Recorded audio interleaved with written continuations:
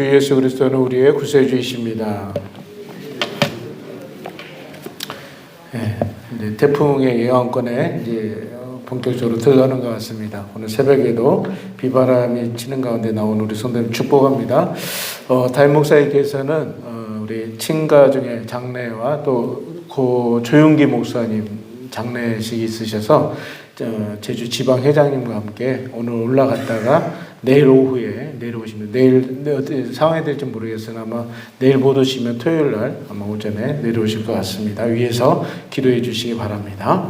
우리 다 같이 사도신경으로 신앙 고백 드리심으로 9월 16일 목요일 새벽 예배를 시작하겠습니다. 나는 전능하신 아버지 하나님 천지의 창조주를 믿습니다. 나는 그의 유일하신 아들 우리 주 예수 그리스도를 믿습니다.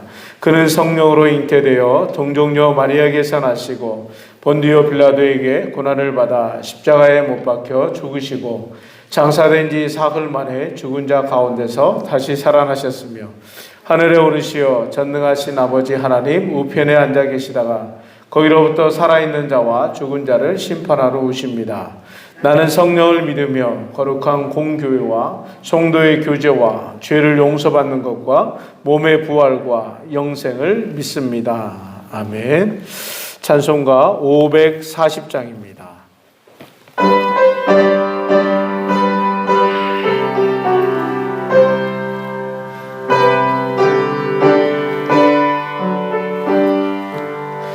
주의 음성을 내가 들으니 사랑한단 말일세. 믿는 마음으로 주께 가오니 나를 영접하소서. 내가 매일 십자가 앞에 더 가까이 가오니 구세주의 흘린 보배 피로써 나를 정케 하소서. 주여 넓으신 은혜 베푸사 나를 받아주시고 나의 품은 뜻 주의 뜻같이 되게 하여 주소서. 내가 매일 십자가 앞에 더 가까이 가오니 구세주의 흘린 보배 피로써 나를 정케 하소서. 의의 보좌로 나갈 때에 어찌하니 기쁠까. 주의 얼굴을 항상 배우니 더욱 친근합니다. 내가 매일 십자가 앞에 더 가까이 가오니 구세주의 흘린 보배 피로써 나를 정케 하소서. 우리 구주의 넓은 사랑을 증량할 자 없으며 주가 주시는 참된 기쁨도 헤아릴 수 없도다. 내가 매일 십자가 앞에 더 가까이 가오니 구세주의 흘린 보배 피로써 나를 정케 하소서. 아멘.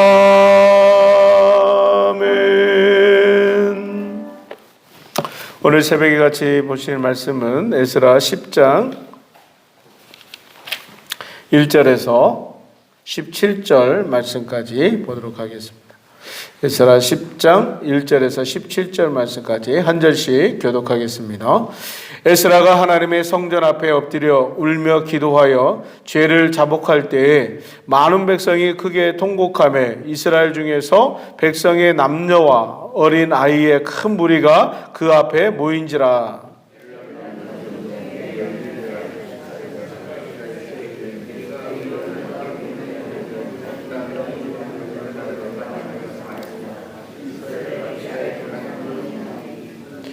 곧 내 주의 교훈을 따르며 우리 하나님의 명령을 떨며 준행하는 자의 가르침을 따라 이 모든 아내와 그들의 소생을 다 내보내기로 우리 하나님과 언약을 세우고 율법대로 행할 것이라.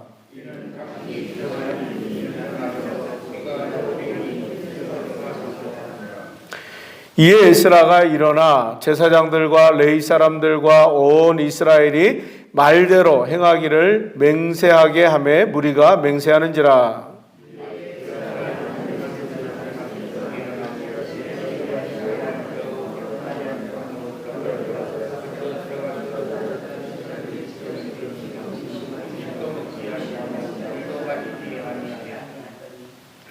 유다와 예루살렘에 사로잡혔던 자들의 자손들에게 공포하기를 너희는 예루살렘으로 모이라.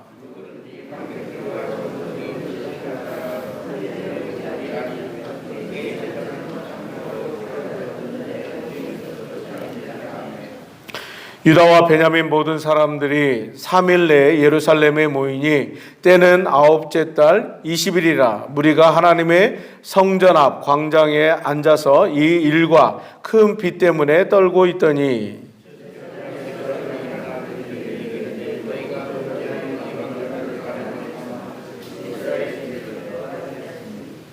이제 너희 조상들의 하나님 앞에서 죄를 자복하고 그의 뜻대로 행하여 그 지방 사람들과 이방 여인을 끊어버리라 하니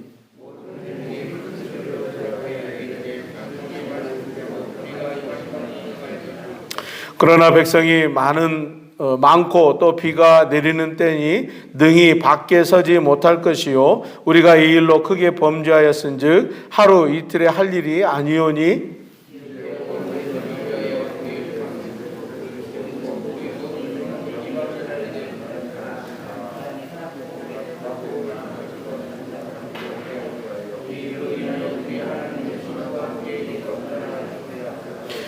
오직 아사엘의 아들 요나단과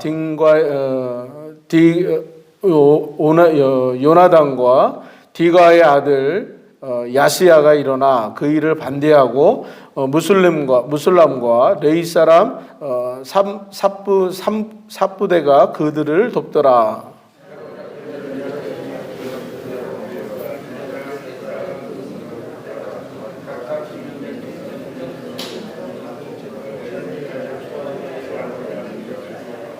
같이 읽겠습니다. 첫째 달 초하루에 이르러 이방 아내로 맞이한 자의 일 조사하기를 마치니라. 아멘.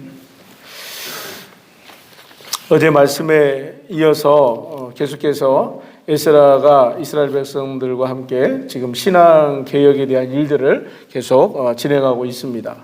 여러분들 계속 요즘 때 아닌 가을 장마라고 그러죠. 계속 태풍이 올라오고 그러니까 계속해서 날씨가 굽고 또 이렇게 비가 계속해서 오다 보니까 습기가 굉장히 많고 습도가 많습니다. 우리 제주도에는 특별히 또 습기가 많아서 항상 걱정해야 되는 게 곰팡이 쓰는 것 때문에 많이들 걱정하시죠. 그래서 집집마다 제습기를 두고 또 이 곰팡이 문제를 해결하기 위해서 환기를 시키고 여러 가지 많은 그런 조치를 취하는 것을 보게 되어집니다. 우리 살다 보면 우리 신앙의 죄악 가운데도 이와 동일합니다. 우리의 죄도 항상 살펴보지 않으면 이 죄가 어떻게 우리의 삶의 여러 곳곳에 이게 번지고 또 이렇게 확장이 되어서 우리 삶을 많은 것에서 망가뜨리고 결국은 또 심하면 이제 죄로 말미암아 사망이 온다고 말씀하셨듯이 사망에 이르게 되는 그런 결과를 가져옵니다. 오늘 이 이스라엘 백성들에게 가장 중요한 것은 그들이 바벨론의 포로로 끌려간 것은 분명히 죄악 때문에 그랬습니다. 하나님의 말씀에서 떠나서 그들이 죄를 지었기 때문에 하나님께서 이들을 이방의 나라들을 통해서 이들을 심판하셨다는 것이죠. 그래서 그 심판의 결과로 이들은 바벨론의 포로로 끌려갔고 또 하나님께서는 그런 가운데서도 그들을 구원하시기로 계획하시고 또 그들을 70년 만에 포로에서 귀환하게 하는 그러한 하나님의 은혜를 또한 보여주셨습니다. 그러나 그들이 준작 알아야 될 것은 뭐냐면 바로 그들이 그 죄악 때문에 바벨론의 포로로 끌려왔어요. 그리고 바벨론에서 그 심판의 날들을 보내고 이제 다시 귀환을 해서 고국으로 돌아오고 있는 그런 지금 찰나죠. 그런 가운데서 이들이 가장 먼저 해야 될 것은 하나님께서 분명히 그들에게 어떤 미션을 주셨죠. 1차 때는 가서 무너진 성전을 재건해라 라고 그렇게 미션을 줍니다. 그리고 에스라를 통해서 또 2차 귀환을 하게 하시고 또 3차 때 느헤미야를 통해서 다시 성벽을 재건해라 라는 그런 미션들을 주셔요. 그럼 에스라에게 주신 하나님의 미션은 뭔가? 바로 에스라는 그들에게 이 성전의 건축이 끝난 후에 그 성전에서 그 기능을 할 수 있도록 그 성전에 그 관련된 사람들을 세우는 일. 그리고 이 에스라에게 더 중요한 것은 그들에게 무너진, 그러니까 성전을 재건하는 것도 중요하지만 그들에게 진짜 무너진 마음의 성전을 재건하는 것이었습니다. 하나님께서는 우리가 겉으로 보이는 어떤 그런 성전이 지어졌다고 해서 그것으로 끝나는 게 아니에요. 우리가 교회를 짓고 나면 하나님이 이 교회를 세운 것으로 인해서 우리에게 복 주시겠지? 그렇게 우리의 신앙은 하나의 어떤 그런 단편적인 신앙이 돼서는 안 된다는 것입니다. 교회를 지었다고 해서 교회가 세워졌다고 해서 복 주는 것이 아니라 그 교회를 통해서 우리가 하나님 앞에 예배하고 또 하나님이 우리에게 주신 그 말씀들을 함께 그 신앙 공동체 안에서 그것을 이뤄가는 것, 그리고 내 자신의 삶이 하나님 앞에서 온전히 세워져 가는 것, 그리고 하나님의 자녀 백성으로서 이 땅에서 우리가 살아가는 것, 그것이 진짜 우리에게 주어진 가장 중요한 일이라는 것입니다. 모습이라는 것이죠. 이 이스라엘 백성들에게 가장 중요한 것은 성전 재건된 것뿐만이 아니라 그들이 그 성전에서 예배하고 또 하나님의 말씀을 듣고 또 하나님의 말씀대로 살아가기 위해서 그들의 신앙이 하나의 그 공동체로서 아름다운 그 모습으로 세워져 가는 것, 이것이 그들에게 어떻게 보면 가장 중요한 일이었습니다. 그런데 그들이 그것을 잊어버리고 성전을 재건했다. 그리고 그것으로 끝나버린다는 거죠. 이 성전이 물론 지어질 때도 그 사마리아인들의 방해로 인해 가지고 어려움도 있었어요. 그래서 학개와 스가랴 선지자를 통해서 그것을 다시 재건할 수 있도록 하나님께서는 또 재촉하시고 또 에스라를 통해서 그들의 그러한 성전이 지어짐과 동시에 또 그 성전이 제 기능을 할 수 있도록 그것을 또 일꾼들을 세우고 또 그것뿐만이 아니라 가장 중요한 것, 그들이 가장 지금 해야 될 것이 무엇인가? 그것은 바로 율법을 통하여서 그들에게 주어진 말씀을 통하여서 그들의 무너졌던 그러한 그 신앙이 다시 세워지는 그러한 모습이 지금 가장 급선무라는 것을 가르쳐주고 있다라는 것이죠. 그래서 어제 9장 말씀에서 목사님 통해서 말씀을 들었죠. 그 백성들이 가장 먼저 해야 될 것이 무엇인가? 바로 자신들이 하나님 앞에 하지 않았던 것들에 대한 말씀 앞에 서지 못했던 것들에 대한 또 하나님의 말씀을 어겼던 것들에 대한 회개가 필요하다는 것을 말씀을 통해서 우리가 들었습니다. 오늘 에스라가 이 이스라엘의 죄악에 대한 부분을 건드리기 시작했어요. 어떻게 보면은 이 바벨론의 70년은 이들에게 있어서 굉장히 하나님이 주신 가장 좋은 그 기회였습니다. 이 모습을 보면서 우리가 지금 코로나 시대를 겪고 있는 이 시점이 어떻게 보면 우리에게는 바벨론 70년의 세월과도 같은 그러한 지금 그 시간들을 보내고 있지 않나, 그런 생각이 계속해서 듭니다. 또 그렇게들 얘기를 합니다.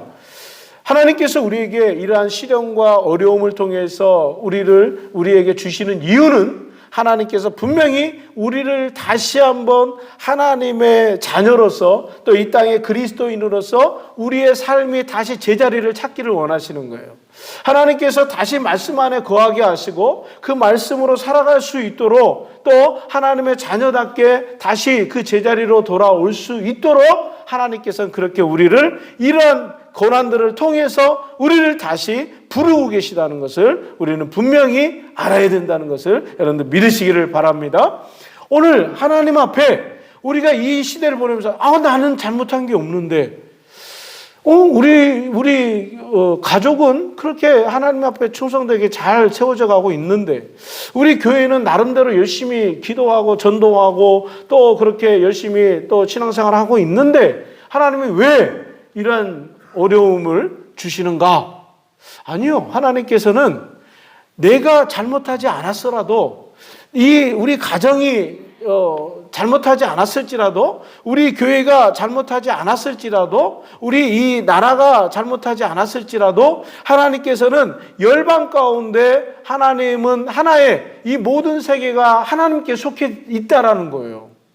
하나님께서는 어느 민족, 어느 나라가 잘못했을 때 하나님은 그 나라를 통해서 그 많은 백성들 또 열방이 함께 그 공동체로서 이 지구촌의 한 공동체로서 하나님께서는 그 책임을 물으신단 말이에요. 또 교회가 잘못한다고 해서 어떤 교회가 잘못하면 그것을 통해서 교회들이 함께 그 책임을 같이 공감하면서 갈 수 있도록 하나님은 이 하나의 그 공동체를 기억하시고 또 그것을 세우시기 위해서 함께 그 고난에 동참하게 하신다는 것을 우리는 알아야 됩니다. 이스라엘 백성들이 다 잘못했습니까? 에스라와 같이 하나님의 말씀을 준행하고 하나님의 말씀에 익숙하고 하나님의 말씀을 가르치기로 결심하고 어떻게 보면 하나님 앞에 그렇게 의롭게 살아가는 사람도 있었잖아요. 다 하나님 앞에 죄 짓고 살아가는 건 아니었잖아요. 그 중에는 정말 열심을 가지고 예배를 사모하고 성전을 사모하고 하나님을 정말 전심으로 찾고자 하는 그리스도인들, 하나님의 백성들이 그 안에 얼마나 많이 있었겠어요. 그런데 하나님께서는 그런 가운데서도 이스라엘 전체를 하나의 공동체로 보고 계시다는 겁니다. 그런데 더 중요한 것은 오늘 에스라가 보여준 행동입니다. 그 1절 말씀에 한번 같이 보실까요? 에스라가 하나님의 성전 앞에 엎드려 울며 기도하여 죄를 자복할 때에 많은 백성이 크게 통곡하며 이스라엘 중에서 백성의 남녀와 어린아이의 큰 무리가 그 앞에 모인지라. 누가 그랬어요? 누가 먼저 했어요? 에스라가 하나님의 성전 앞에 엎드려 울며 기도하여 죄를 자복할 때. 지금 9장에서 무슨 얘기를 했냐면 이스라엘 백성들의 범죄함이 드러났어요. 뭐가 드러났죠? 이방 여인과 통혼했다는 거예요. 이 죄악은 신명기에 나와 있는 하나님의 말씀을 어긴 죄악이에요. 신명기 7장 1절에서 5절 보면 하나님께 모세를 통해서 너희가 가나안 땅에 들어가거든 이방인들과 결혼하지 말라, 통혼하지 말라라고 분명히 하나님께서는 그들에게 말씀하셨어요. 그런데 지금 이 이스라엘 백성들이 그러한 그 말씀들 하나하나를 범죄하고 결국은 하나님께서 저 아수르나 바벨론을 통해서 이들을 심판하시고 또 포로로 끌려가서 그들에게 심판의 그 대가를 치르게 하시고 다시 귀환하게 하셨으면 이들은 우리 선조들, 우리 조상들이 했던 것들에 대한 잘못을 뉘우치고 다시는 하지 않아야 되겠다. 범죄하지 않아야 되겠다. 그런 각오를 가지고 이곳에 다시 돌아와야 되지 않습니까?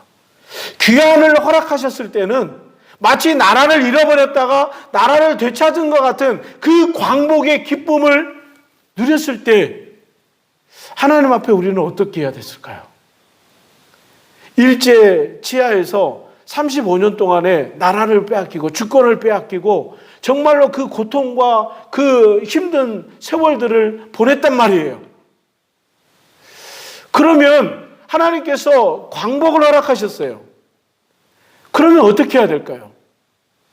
분명히 우리가 하나님에게서 떠났던 그 죄악을 돌이키고 다시는 그렇게 하지 않아야 되는 그러한 삶을 살아가야 되지 않겠습니까?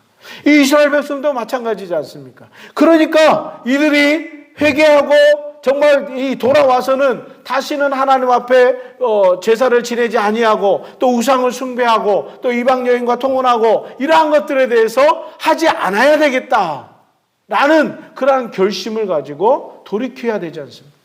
이게 진정한 회개지 않습니까? 가서는 결심만 하는 거예요. 돌아가서는 다시 우리가 성전을 재건하고 성벽을 재건하고 다시 하나님이 주신 기회에 우리가 열심히 살아야지. 결심으로 끝나는 게 아니라 진정한 회개는 그 결심을 행동으로 옮기는 거라는 겁니다. 오늘 에스라가 이 통혼한 사실을 알고 먼저 하나님의 성전 앞에서 엎드려 울며 기도했다고 합니다. 지금 이때가 종교력으로는 9월 20일경, 그러니까 태양력으로는 11월과 12월 사이, 그때가 이 지역의 우기였습니다. 날씨가 춥고 이 비가 계속 이렇게 우리처럼 지금 이렇게 내리는 그러한 시기였어요. 쉽지 않은 그런 행동이었습니다. 쉽지 않은 그런 결단이었습니다. 그럼에도 불구하고 에스라가 가장 지금 애통하게 느끼는 것은 이 이스라엘의 범죄가 하나님 앞에 얼마나 이것이 죄송스럽고 얼마나 이것이 부끄럽고 얼마나 이것이 애통스러운지를 이 에스라가 자신이 먼저 이것을 자복하고 회개했다라는 겁니다. 지금 이 범죄한 것은 바로 제사장들과 또 레위 사람들과 내일 말씀에 보겠지만 또 성전에서 노래하는 사람들, 성전 문지기들, 이러한 사람들이 관련이 돼 있어요. 아니 세상에 가만히 보면은 어떻게 보면은 종교 지도자들이에요. 지금도 얼마나 많은 부끄러운 일이지만 저도 기도할 때 참 너무나 막 낯이 뜨겁고 부끄러워요. 종교 지도자들이 성적으로 타락하고 물질에 무너지고 또 세습하고 또 막 이러한 덕이 안 되는 모습이 막 드러날 때마다 얼마나 그것이 애통스러운지. 물론 저도 목사이기 때문에 정말 그것을 놓고 많이 기도를 합니다. 그 앞에 무너지지 않도록 항상 기도하고 정말 이 시대에 어떻게 서야 되는지. 엊그저께 14일이죠. 우리 고 조영기 목사님께서 별세를 하셨어요. 그분의 삶은 제가 조영기 목사님을 같은 이렇게 교단에 있지는 않았었기 때문에 어렸을 때부터 너무나 존경했죠. 어렸을 때부터 마치 그냥 우리 어떤 신앙에 보면은 큰 거장 같기도 하고 정말 위대한 부흥 강사였잖아요. 참 그분을 보면서 정말 저렇게 목회를 하고 싶다라는 그런 꿈들을 가졌었고 정말 그렇게 정말 하나님 앞에 크게 쓰임 받는 그런 분들을 되게 존경을 했습니다. 저희 어머니도 항상 어렸을 때 저 목회자 만들 때 기도할 때 조용기 목사처럼 그런 목사 되게 해 주십시오. 이게 기도 제목이었어요. 그런데 목사님이 물론 모든 삶이 다 완벽할 수는 없잖아요. 말년에는 조금 불미스러운 그러한 일들로 인해서 또 그런 안 좋은 모습도 있었지만 그래도 이 한국 교회와 전 세계 부흥의 역사 속에는 바로 이 조영기 목사님이 계셨어요. 정말 큰 족적을 남기신 분이고 정말 이 복음 사역을 위해서 위대한 복음 전도자였다라는 것을 우리는 알 수가 있습니다. 그 한 사람이 엎드린다는 것은 굉장히 중요한 거예요. 오늘 에스라도 어떻게 보면 이스라엘의 지금 어떻게 보면 대표지 않습니까? 그가 먼저 하나님 앞에 엎드려서 이 죄 문제를 어떻게 할 것인가 스스로가 먼저 하나님 앞에 회개하는 그런 모습을 보였을 때 많은 아이와 백성의 남녀와 어린아이가 그 앞에 모였어요. 그때 스가냐라는 사람이 에스라에게 제안을 합니다. 이것을 우리가 회개하고 돌이킬 수 있도록 도와달라고 그러는 거예요. 그러면 우리에게도 소망이 있지 않느냐? 그러면서 이 에스라에게 도움을 요청합니다. 그래서 이 에스라가 결단을 하고 이 모든 이스라엘의 백성들을 예루살렘으로 다 3일 안에 모여라! 결단하고 그들을 예루살렘 총회를 소집합니다. 마치 과거에 그 사무엘 선지자가 온 이스라엘 백성들 미스바에 모여서 그 미스바의 대성회를 통하여서 그들이 다시 회개를 하고 하나님 앞에 다시 돌아서는 그런 모습을 보였던 것처럼 이 에스라가 지금 예루살렘 앞에 모든 이스라엘 백성들, 귀환했던 모든 사람들이 다 모여서 거기에서 촉구를 하는 겁니다. 그리고 그 잘못된 이 통혼한 그 죄악들을 드러냅니다. 죄를 드러낸다는 거. 한 번은 우리 옛날에 우리 일제 시대 때 신사 참배를 했던 그 많은 그 목사님들, 거기에는 기라성 같은 목사님도 많이 계셨죠. 그분들이 그 신사 참배를 통해서 후대에 얼마나 그것을 놓고 회개하고 돌이켰는지 모릅니다. 물론 완전하게 회개하고 돌이키는 모습은 보였는지는 모르겠지만 그래도 그 중에는 그 한경직 목사님이라든지 이런 분들이 후대에 정말 자신의 그 죄를 뉘우치고 정말 교회 앞에 자신의 죄를 이렇게 드러냈습니다. 그렇게 그 거장이 큰 지도자가 모든 교인들 앞에, 백성들 앞에 자신이 지은 죄를 그렇게 낱낱이 고하고 회개를 했을 때 많은 그런 귀감이 되고 많은 사람들이 그 앞에 또 자신들의 죄를 회개하는, 마치 이게 우리 한국 교회의 모습이었어요. 한국 교회의 초창기의 모습이 바로 이러한 모습이었어요. 한국 교회의 그 평양 대부흥 운동의 시작이 바로 어떻게 시작이 됐냐면 바로 원산에서부터 그 선교사님들의 성경 공부로부터 시작이 됐어요. 그 원산에서 그 하디 목사님이 주관하는 그 성경 공부 모임에 여자 선교사님들이 모여 있었어요. 그런데 그 여자 선교사님들이 그 성경 공부를 하다가 회개하기 시작했어요. 원래 그들이 모여서 그들이 뭘 생각했냐면 이 조선 사람들이 죄를 회개하고 하나님 앞에 서야 이 나라가 복음이 전해지고 이 나라가 다시 세워질 거 아닌가라는 어떤 그런 생각을 가지고 이들의 죄를 위해서 그들이 기도하려고 그랬어요. 그런데 성경 공부를 하면서 자신들이 먼저 하나님 앞에 죄를 회개하기 시작했어요. 그것이 도화선이 돼가지고 1907년도에 이 평양 장대현 교회 기선주 목사님을 비롯해서 이들이 그것을 주도해 나가면서 전국적으로 이게 확산이 돼서 하나님의 말씀 운동이 결국은 회개 운동으로 이렇게 전파가 됐고 또 그 회개 운동을 통해서 회복이 되어지고 성령의 역사가 이 한국교회에 놀랍게 일어나는 그런 부흥으로 일어났다는 것입니다. 오늘 이 에스라의 신앙계획의 그 모습 속에도 동일하게 보여져요. 사무엘 선지자가 보여줬던 그 미스바 대운동이나 이 에스라가 보여주고 있는 이 예루살렘 총회 회개 운동이나 우리 한국교회가 보여줬던 평양 대부흥 운동이나 공통점은 뭐냐면 하나님의 말씀이 우선시됐어요. 하나님의 말씀이 중심되고 하나님의 말씀을 드러내고 하나님의 말씀으로 돌아갔을 때 그들의 삶 가운데 회개가 터졌다는 거예요.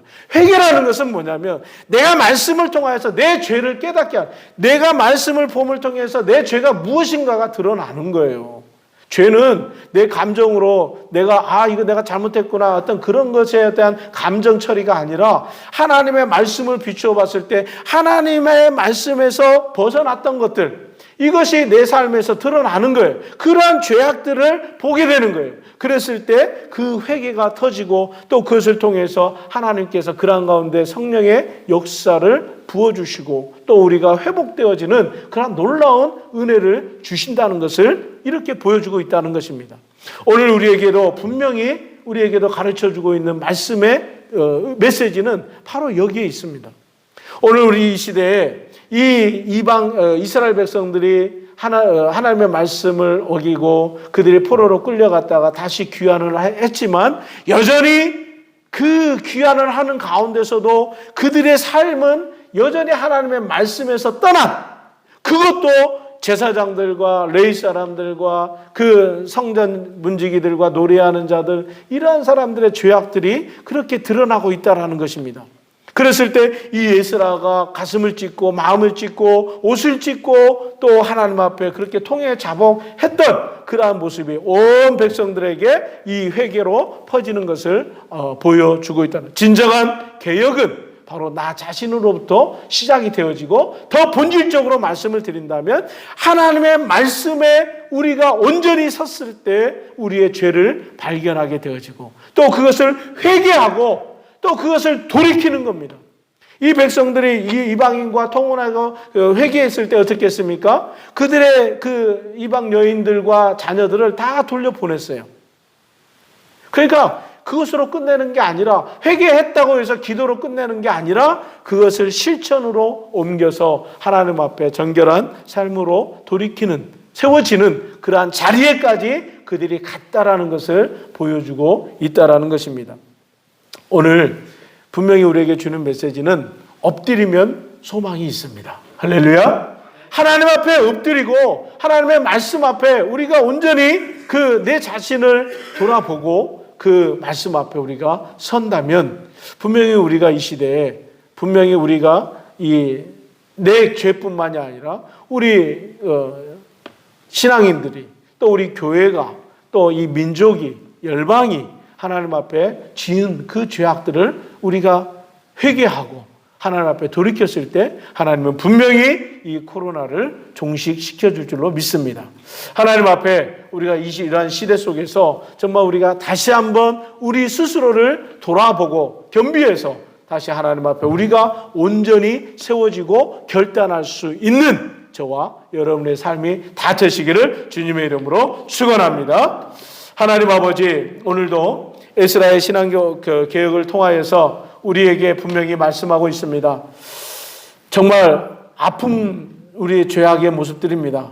그러나 이 죄는 도려내야 된다는 것을 말씀하고 있습니다.